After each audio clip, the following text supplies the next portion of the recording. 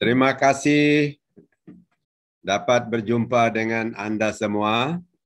Yang jelas bahwa kami sangat rindu dengan kamu orang semua. Dalam keadaan ini, terpuji Tuhanlah oleh karena kesempatan ini.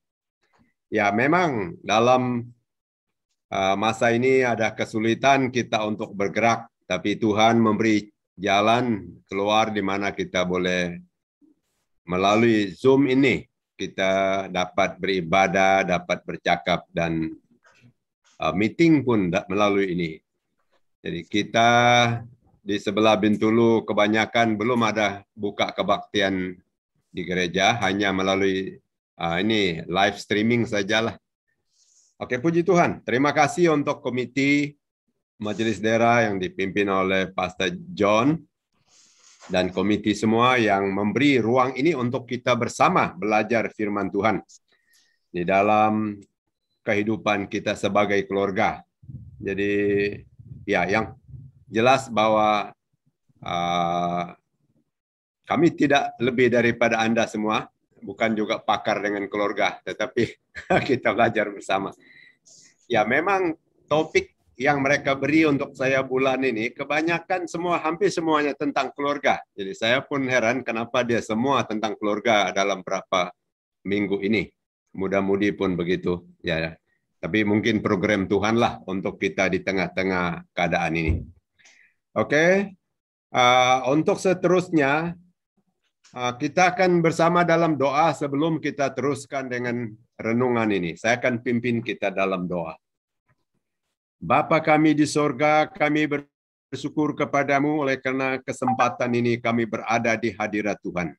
Di tengah-tengah pergumulan hidup kami, lebih-lebih dalam kehidupan berkeluarga, kami tidak mampu habis cara, habis daya, habis seluruh teknik untuk mengendali keadaan rumah tangga, lebih khusus dalam zaman ini. Tetapi Tuhan, malam ini kami akan melihat firman-Mu dan bawa kami semua untuk siap melihat rancangan Tuhan, apa yang Tuhan akan katakan kepada kami melalui kebaktian selama 3 malam ini. Tuhan, beri kepada kami roh-Mu untuk membuka mata hati kami, hikmat daripada-Mu, membawa kami melihat firman Allah. Tuhan, Engkau akan menolong kami supaya tidak terganggu program ini dengan alat-alat yang kami pakai dari awal hingga akhir. Tuhan bersama kami. Di dalam nama Yesus kami berdoa. Amin. Oke, terima kasih. Saya akan membawa kepada kita satu topik malam ini, yaitu tentang bagaimana memimpin keluarga dalam dunia modern ini. Kita berada dalam satu keadaan dunia modern yang penuh dengan keadaan, jadi penting diketahui bahwa kesulitan yang menambah adalah pandemik COVID-19 ini, sehingga susah kita untuk bergerak. Walaupun keluarga kita, anak-anak kita, ada yang bersama kita, tetapi ada yang terpisah karena keadaan ini semakin rumit, semakin susah kita berpikir. Sebagai ibu bapak, kita menghadapi pergumulan besar. Jadi, untuk itu, kenapa kita mau melihat bagaimana memimpin keluarga dalam dunia modern? Dunia modern ini kita akan lihat bahwa menurut pemikiran dunia dan gereja dibagi dalam 3 zaman ini. Ya, pemikiran dunia dan gereja pada umumnya kita melihat zaman ini ada 3 peringkat, 3 tahap. Yaitu zaman pra-modern, zaman sebelum modern yang kita ada ini. Kemudian ada zaman modern. Berbeza dengan zaman kita, waktu saya kecil, sekarang modern. Tapi hari ini kita lagi berada dalam satu tahap lagi, zaman post-modern. Zaman sesudah modern, lalu lebih modern lagi. Nah, untuk 3 perkara ini, zaman pra-modern ini, kebenaran berpusat pada Tuhan dan firman-Nya. Sebelum sebelum saya teruskan, adakah suara saya jelas atau bagaimana? Beri komen. Suara Jelas, saya Mas. Jelas. Jelas, Oke. Mas. Jelas. Boleh ya? Oke lah. Saya takut saya cakap sendiri, tidak ada yang mendengar. Teruskan. Oke. Pramodern itu, kebenaran, semua yang kebenarannya itu berpusat pada Tuhan dan firman-Nya. Tidak ada yang lain-lain zaman pramodern ini. Zaman dulu lah. Lalu kemudian kita masuk ke satu zaman lagi, yaitu zaman modern. Zaman modern ini, semua kebenaran berpusat pada Tuhan juga, dan rationality atau masuk akal manusia, baru itu benar. Ini harus kita paham sebagai pemimpin keluarga, karena rakyat kita, anak kita, cucu kita berada dalam dunia ini dan perlu kita sebagai ibu bapak memahaminya. Lalu zaman postmodern ini lebih modern lagi. Setelah modern, kebenaran mutlak berpusat pada manusia. Ini pada perspektifnya, menurut dia. Walaupun itu benar, kata orang, tetapi kalau pandangan saya, belum tentu itu benar. Ini bergumul sekali kita dengan zaman ini. Jadi, saudara semua, masa ini kita sedang berada di zaman modern, tidak lagi pramodern itu ada. Sedang berada di zaman modern dan postmodern dengan dampak atau kesan positif dan negatifnya. Dua zaman ini sedang kita berada hari ini. Bagaimana kita membawa keluarga kita? Lalu kita lihat di sini bahwa tentang aspek negatif dari akhir zaman ini, zaman modern dan postmodern ini, sudah Rasul Paulus menubuatkan dan mengingatkannya kepada kita. Jadi itu dalam pembacaan kita daripada 2 Timotius pasal 3. Saya mau membawa kita melihat apa yang dikatakan oleh Rasul Paulus dalam 2 Timotius pasal 3 ayat 1 sampai 9. Itu berbicara tentang keadaan Anda dan saya hari ini sebagai memimpin rumah tangga kita dalam dua zaman ini. Zaman modern dan postmodern. Ada kesan-kesan atau dampak positif dan negatifnya. Saya akan membawa ini untuk kita. Dalam ayat ini dikatakan bahwa ketahuilah bahwa pada hari-hari terakhir akan datang masa yang sukar. Manusia akan mencintai dirinya sendiri dan menjadi hamba uang. Mereka akan membual dan menyombongkan diri. Mereka akan menjadi pemfitnah. Mereka akan berontak terhadap orang tua dan tidak tahu berterima kasih. Tidak mempedulikan agama, tidak tahu mengasihi, tidak mau berdamai, suka menjelekkan orang, tidak dapat mengekang diri, mereka garang, tidak suka yang baik, suka mengkhianat, tidak berpikir panjang, berlagak tahu, lebih menurut hawa nafsu daripada menurut Allah. Secara lahiriah, mereka menjalankan ibadah mereka, tetapi pada hakikatnya mereka memungkiri kekuatannya, tidak mengakui dan melakukannya, ya maksudnya. Jauhilah mereka itu, sebab di antara mereka terdapat orang yang menyeludup ke rumah orang lain dan menjerat perempuan-perempuan lemah yang syarat dengan dosa dan dikuasai oleh berbagai nafsu, yang walaupun selalu ingin diajar, namun tidak pernah dapat mengenal kebenaran. Sama seperti Yanes dan Yambres menentang Musa. Demikian juga mereka menentang kebenaran. Akal mereka bobrok dan iman mereka tidak tahan uji. Tetapi sudah pasti mereka tidak akan lebih maju. Karena seperti dalam hal Yanes dan Yambres, kebodohan mereka pun akan nyata bagi semua orang. Ini bacaan kita. Ada satu ayat lagi yang saya mau kita baca, 2 Timotius 4. Ayat 3 dan 4. 2 Timotius 4 ayat 3 dan 4. Karena akan datang waktunya orang tidak dapat lagi menerima ajaran sehat, tetapi mereka akan mengumpulkan guru-guru menurut kehendaknya untuk memuaskan keinginan telinganya Mereka akan memalingkan telinganya dari kebenaran dan membukanya bagi dongeng. Ya, saudara, kita berbicara tentang masa sukar, masa sulit. Jadi kita berada dalam zaman modern dan postmodern ini. Bergumul tidak sama seperti zaman pra-modern itu. Seringkali kita dengar komen dari orang tua, nakal betul kami punya anak, susah kami atur kita punya anak dan cucu ini, susah cakap mereka. Jadi tidak seperti waktu kami kecil dulu, tidak kita begitu. Ya, kita berada dalam zaman pra-modern. Sekarang ini modern dan postmodern. Jadi perlu kita paham bahwa zaman mereka tidak berubah, tidak sama dengan dulu, sudah berubah jauh. Nah, saya akan membawa kita melihat apa yang ada pada ayat yang Paulus sebut tentang keadaan saat sukar ini. Oke? Catatan di sini kita melihat akan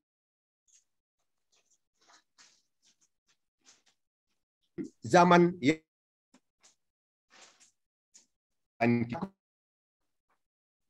masa itu ini belum berlaku waktu tulisan ayat ini.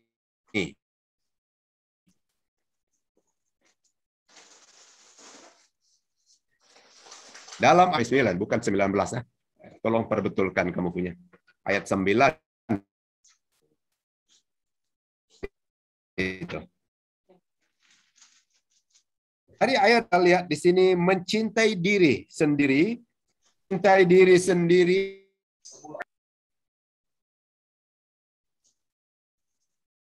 Ada? Oke.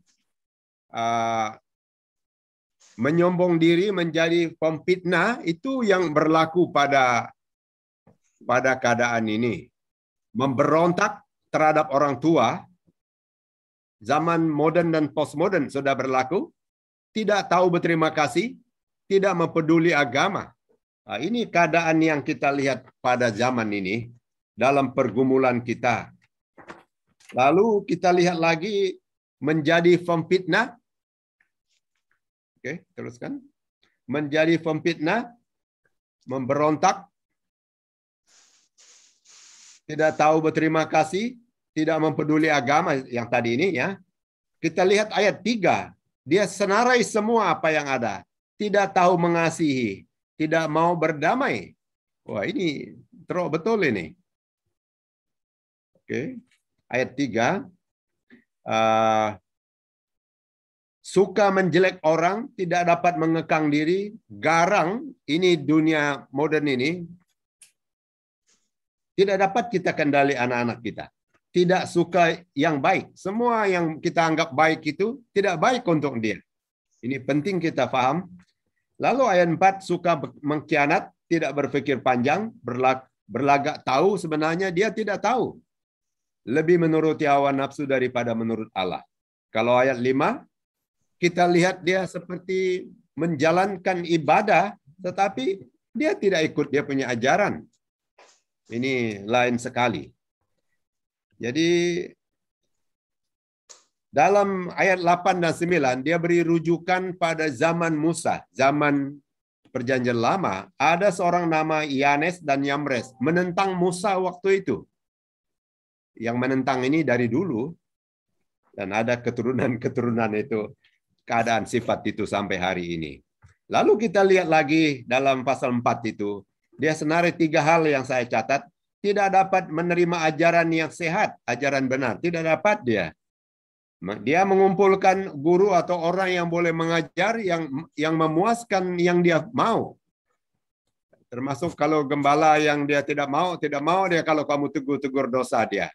Dia mau yang mana yang puji dia, itu yang dia jemput untuk kamu berkhotbah. Ini lain betul dunia kita hari ini. Memalingkan telinganya dari kebenaran. Ini semuanya keadaan. Oke? Mungkin kita pernah dengar dari kata-kata. Apabila kita sebagai ibu bapak mau menasihati anak dan cucu, kita dengar perkataan dari mereka. Ini ketinggalan bapak ini. Ketinggalan zaman. Semua pikirannya relevan lagi untuk zaman kita ini. Apalagi zaman kita internet ini, zaman IT, tidak dapat kita, tidak sesuai. Itu kata-kata yang berada pada orang yang dalam zaman postmodern dan modern ini. Jadi dengan sebab itu, lalu timbul pertanyaan dalam hati kita untuk bagaimana? Bagaimana kita mempersiapkan keluarga kita menghadapi dampak atau kesan negatif zaman modern ini dan postmodern ini? Bagaimana kita mempersiapkan keluarga kita untuk berjalan melewati dua zaman ini, modern dan postmodern? Ini yang kita akan pelajari malam ini. Mungkin banyak pergumulan-pergumulan yang Anda paham dalam rumah tangga, tetapi sedikit yang saya sentuh yang ada pada ayat itu. Ya, ini tentang orang, tentang anak. Tetapi kalau yang sudah berkeluarga, mungkin juga pergumulannya berbeda. Suami istri tidak sama kita punya pikiran. Saya teringat saya punya guru dulu, dia bilang, seorang ini profesor dari Jepang, orang Jepun dia mengajar kita di Batu Malang dulu. Katanya budaya ini berbeda. Ada dua orang mau kawin, sama-sama profesor. Satu itu laki itu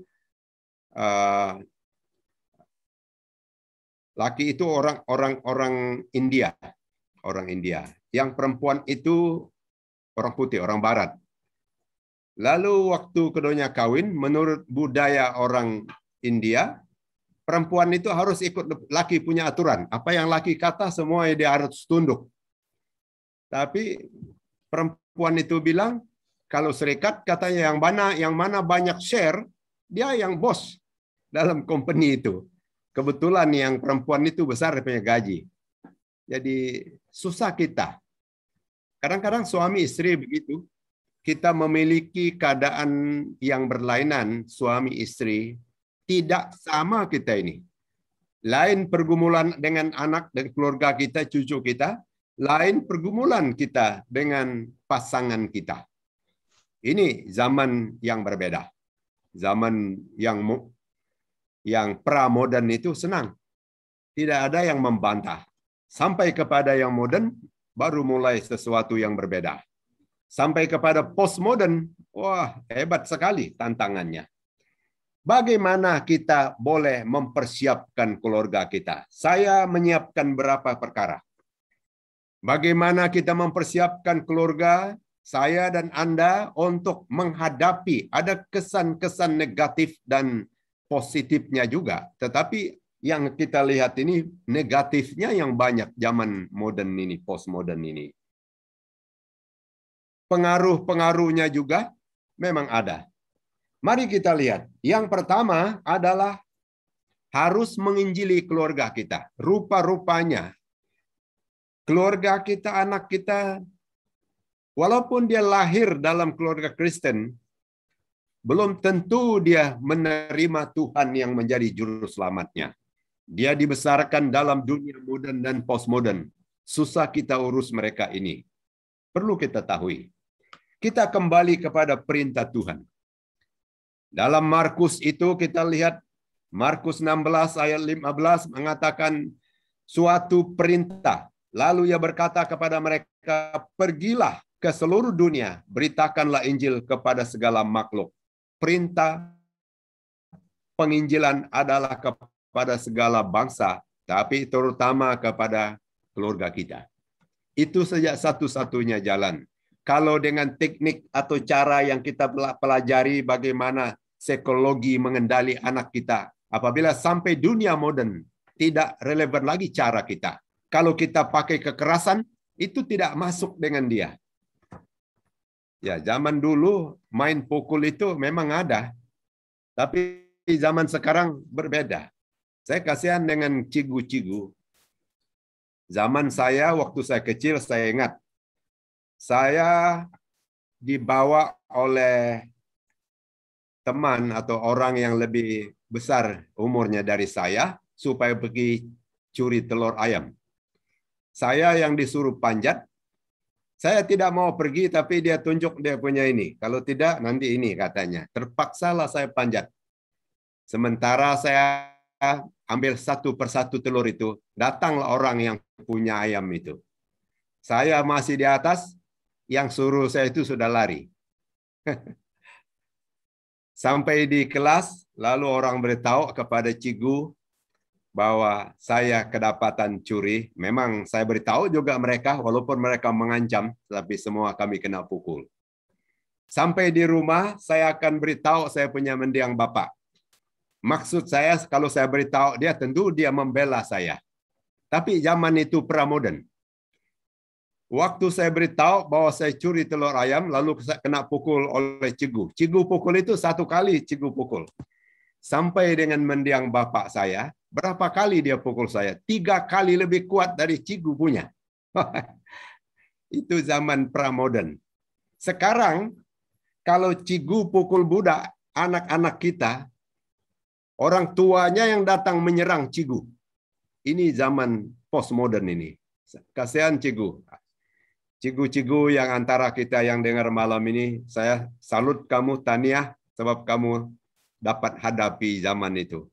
Zaman ini sekarang ini. Walaupun itu peraturan, anak yang nakal harus dipukul. Tetapi zaman postmodern ini, ibu bapak yang datang menyerang cikgu. Nah, ini. Lalu, anak kita ini belum tentu dia dapat berubah. Tetapi sekarang ini ayat firman Tuhan dengan menginjili itu penting. Cara kita main pukul, main apa saja teknik tidak berhasil kadang-kadang di zaman postmodern ini. Lalu firman Tuhan ini kita kembali kepada perintah yang Yesus beri supaya diinjili. Kalau dia diinjili, dia terima Tuhan, anak itu akan berubah, keluarga kita berubah. Pasangan kita, suami atau istri kita akan berubah, lalu hatinya akan lembut. Begitu rupa dia. Lalu hal yang kedua, sebelum itu, saya mau ada satu catatan. Penginjilan sejati, yaitu yang berpusat Yesus, pasti akan disertai Roh Kudus yang akan mengaplikasi totaliti keselamatan. Ini penting ya. Kalau penginjilan itu sejati, itu berarti berpusat kepada Yesus yang boleh mengubah dengan kuasa Roh Kudus. Kuasa Roh Kudus itu yang akan melakukan keselamatan, membuat kita berubah. Itu cara menginjili. Kita yang sebagai ibu bapak ingat ini bahwa jangan lupa menginjili. Kita ini lebih senang menginjili orang lain. Orang yang belum percaya masuk rumah panjang, masuk dengan teman kita. Tapi kalau menginjili keluarga, menginjili ibu bapak, menginjili pasangan kita, menginjili anak ini susah sekali ini. Saya rasa ini susah sekali. Tetapi itu yang diperintahkan dalam yang kita pelajari ini. Yang kedua, harus mengajarkan firman bagi keluarga. Dalam keluarga ini mengajar firman Tuhan itu sangat penting. Matius 28:20 itu, dan ajarlah mereka melakukan segala sesuatu yang telah kuperintahkan kepadamu. Mengajar semua itu yang dilakukan oleh Tuhan kepada kita, kita teruskan. Ini mengajarkan firman Tuhan. Sebab mengajar firman Tuhan ini ada pengajaran yang diberi. Pengajaran firman akan memerdekakan keluarga kita dari segala aspek dosa zaman modern dan postmodern ini. Kita baca dalam Yohanes 8 ayat 31 sampai 32. Dia bilang begini. Maka katanya kepada orang-orang Yahudi yang percaya kepadanya, jikalau kamu tetap dalam firman-Ku, kamu benar-benar adalah murid-Ku dan kamu akan mengetahui kebenaran, dan kebenaran itu akan memerdekakan kamu. Kalau belum kebenaran itu masuk dalam hidup seseorang, belum itu dapat dimerdekakan. Itu sebabnya mengajar firman Tuhan, daripada mengajar itu akan memerdekakan seseorang itu. Sama ada itu anak kita, cucu kita, pasangan kita sebagai keluarga. Kuasa Tuhan itu saja yang dapat mengubah kita. Dalam keadaan ini, ada kebenaran firman. Ya, kebenaran firman bukan saja memerdekakan, tapi ayat itu dikatakan menjadi memiliki tolok ukur, sukatan hidup, ukuran untuk hidup dan menilai segala spirit zaman modern dan postmodern. Wah ini ya, kalau begitu standarnya adalah firman Tuhan. Ukurannya di situ. Barulah kita dapat memahami zaman ini. Firman Tuhan itu dia relevan dalam semua zaman. Zaman pramodern, zaman modern, zaman postmodern. Luar biasa firman Tuhan. Tidak berubah kebenarannya. Dia boleh sesuai dengan semua zaman. Lalu hal yang ketiga, untuk menghadapi keadaan ini harus mengajar keluarga untuk dipenuhi Roh Kudus. Perkara ini penting di dalam menangani rumah tangga yang ada dalam tanggung jawab kita sebagai keluarga. Menginjili, mengajar firman Tuhan, dan yang ketiga ini penting sekali dengan kepenuhan Roh Kudus. Harus mengajar keluarga untuk dipenuhi dengan Roh Kudus. Ya, dipenuhi Roh Kudus sama artinya dengan dipimpin oleh Roh itu. Jadi, tidak usah kita sibuk dengan istilah-istilah. Tapi yang penting bahwa Roh itu ada dalam kita. Dipenuhi Roh Kudus adalah suatu keharusan karena diperintahkan oleh firman Tuhan. Efesus 5 ayat 18, dipenuhi Roh Kudus, dipimpin Roh Kudus. Diperintahkan oleh Tuhan, firman Allah. Katanya, janganlah kamu mabuk oleh anggur, karena anggur menimbulkan hawa nafsu, tetapi hendaklah kamu penuh dengan Roh. Kadang-kadang orang yang kosong hidupnya tanpa Roh Allah, susah kita dimerdekakan, susah kita dipimpin. Memang ada dalam Galatia pasal 5, Galatia pasal 5 ayat 18 dikatakan, dan janganlah kamu mabuk anggur, karena anggur menimbulkan hawa nafsu. Tetapi hendaklah kamu penuh dengan Roh, itu kata Efesus tadi. Sekarang Galatia, orang yang sama, katanya maksudku ialah hiduplah oleh Roh, maka kamu tidak akan menuruti keinginan daging. Rasul Paulus menggambarkan dalam diri manusia ada dua hal, dua kuasa. Satu keinginan daging, satu keinginan roh. Katanya, hiduplah oleh roh. Kalau seorang itu memberi keutamaan roh itu dalam diri dia, dia tidak akan menuruti daging. Ini penting sekali. Jadi kekristenan sejati bukanlah karya kita, tetapi karya Roh Allah di dalam dan melalui kita. Allah Bapa adalah perancang keselamatan. Kita sebut ini sebagai originator. Allah Anak sebagai pelaksana keselamatan, eksekutor, kita sebutnya seperti itu. Lalu Allah Roh Kudus yang mengaplikasikan keselamatan, kita lihat dia sebagai aplikator. Tiga perkara ini, apabila dia menguasai kehidupan seseorang, kita dapat menghadapi zaman modern dan postmodern ini.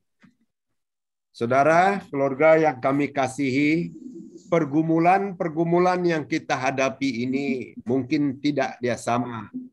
Masing-masing kita hadapi yang berbeda. Tetapi yang jelas, kita berada di satu zaman, apalagi zaman IT ini yang sedang kita hadapi ini, susah kita. Lalu ini sedikit cara yang kita pelajari malam ini. Sekali lagi, menginjili keluarga kita, mengajar firman Tuhan dalam keluarga kita, lalu mengajar mereka tentang Roh Kudus yang boleh memimpin. Ada firman Tuhan berkata, kalau di luar Tuhan, kamu tidak dapat buat apa-apa. Oke, saya rasa ini yang dapat saya ajar malam ini. Jadi mungkin sebelum kita mengakhiri, saya beri masa untuk kita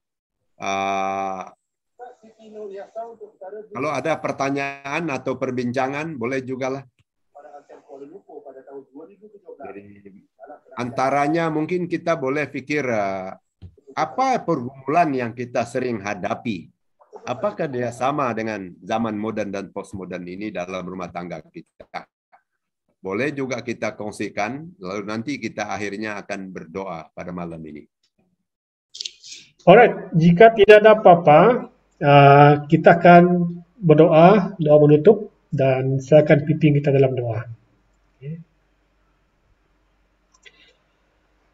Kami berterima kasih kepada Tuhan dan kepada Reverend Robin Atto yang melayani kami dengan firman Tuhan, dengan ajaran yang benar daripada firman Tuhan mengenai bagaimana membimbing melayani keluarga di musim yang mencabar ini. Tuhan, terima kasih untuk input yang sangat baik, sangat indah, dan Tuhan berikan kemampuan kepada kami sebagai ibu bapa, sebagai orang-orang yang tidak punya pengalaman, yang masih kurang dari segi hal-hal rohani. Kami perlukan Roh Kudus menolong kami. Kami perlukan firman-Mu menolong kami, membimbing, menuntun anak-anak kami. Dan kami bersyukur untuk hari ini. Dan sebentar kami akan bersurai, Tuhan Yesus bersama dengan kami, Roh Kudus melayani kami, memberi kami kekuatan dan pelindungan keluar masuk kami dari rumah. Dan esok juga Tuhan kami persiapkan hati kami, pikiran kami untuk masuk lagi, untuk belajar daripada firman Tuhan.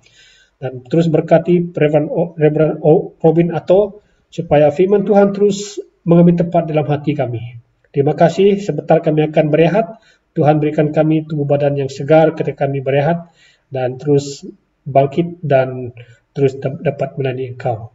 Terima kasih dalam nama Yesus kami sudah berdoa. Amin.